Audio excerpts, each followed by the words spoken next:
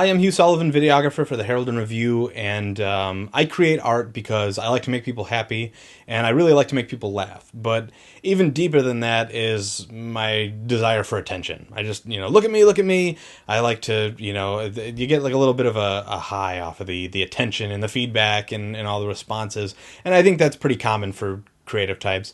But one thing that I always try and do, because I don't want to be that guy that's just bouncing around saying, everyone look at me, look at me.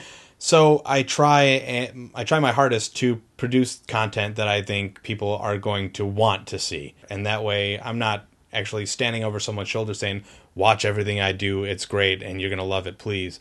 I put it out there and hopefully people will enjoy it, and I don't have to force them to like it. So that's my goal. I don't know if I'm succeeding at it, but that's my aim when I do stuff.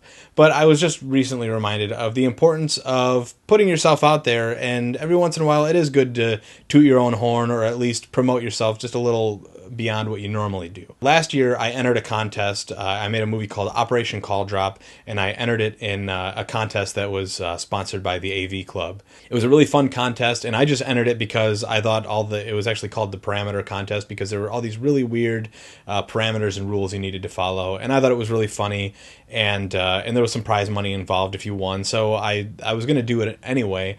And then after I was done and entered the contest, I found out that one of my favorite comedians, Patton Oswalt, was a judge for the contest. So I didn't win, I didn't make it to the finals, I didn't get any money from the contest, but I was still freaking out over the fact that one of my idols, one of my favorite stand-up guys, actually had to sit in a room and watch my film from start to finish.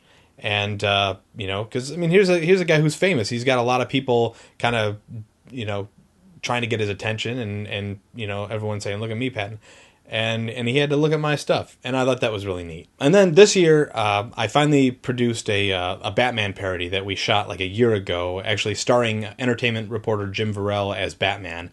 And it was kind of inspired by the group Front Page Films, who do really hilarious Batman parodies for College Humor's website. And actually, speaking of Patton Oswalt, he was in one of those Batman parodies, playing their version of the Penguin. So this Batman parody that I did was inspired by the Front Page Film guys, and so I thought, well, I should send it to them and just let them know, hey, you guys are awesome, and you inspired me to do this.